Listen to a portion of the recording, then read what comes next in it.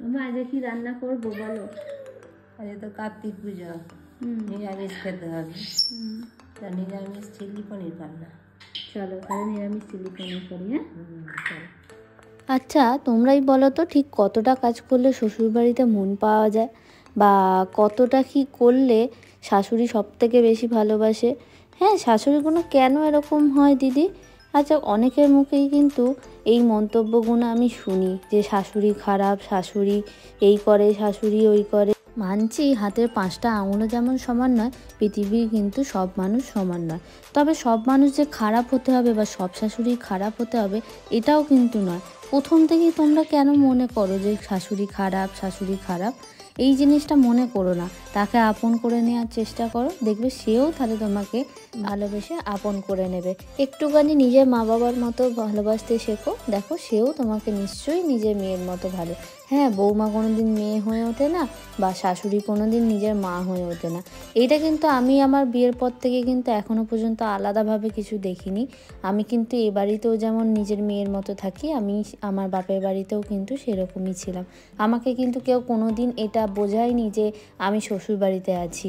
হ্যাঁ, এটা ঠিক যে কাজ আমিও করি, শাশুড়ি মাও করে, কিন্তু শাশুড়ি মা বেশিটা করে। সব সময় আমাকে বলে যে আমি করে দিচ্ছি, সে নিজে বেশিটা করে।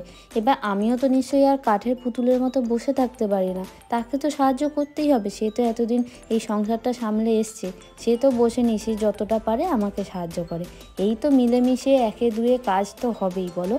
আর দেখো, এখানে চেয়েছিল হচ্ছে নিরামিষ চিলি পনির খেতে, তো সেই হিসেবেই আমি মাকে আজকে নিরামিষ চিলি পনির করে খাওয়ালাম। তোমাদের কিন্তু ভিডিওটা ভালো লাগলে কিন্তু সাবস্ক্রাইব করতে একদম ভুলো না, আর লাইক করতে ভিডিওটাতে একদমই ভুলো না, শেয়ারটা কিন্তু করে দিও।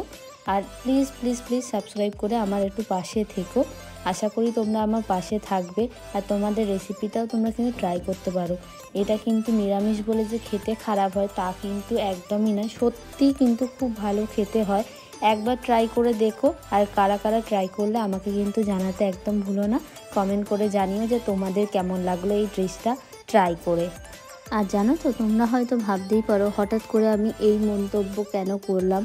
আসলে আমি ফেসবুকে বা আমি নেট দুনিয়া সোশ্যাল মিডিয়া সাইটে যেখানেই আমি আমার শাশুড়ি মার সাথে যা রিলেটেড ভিডিও আমি ছাড়ি, তোমাদের সাথে শেয়ার করি, অনেকেই তার মধ্যে মানুষ আছে যারা খালি মন্তব্য করে, হ্যাঁ প্রথম প্রথম এরকম, সবাই ভালো নয়, শাশুড়ি কোনো দিন মা হতে পারে না, অনেক কিছু মন্তব্য আমার শুনতে হয়। কিন্তু অ্যাকচুয়ালি আমি কিন্তু কোনোটাই এডিটেড নয়, আমার সত্যিই আমার শাশুড়ি মার সাথে যে বন্ডিং, শ্বশুরের সাথে যে বন্ডিং, সেটাই তোমাদের সাথে শেয়ার করি। মনে হয়েছে নিরামিষ চিলি পনির।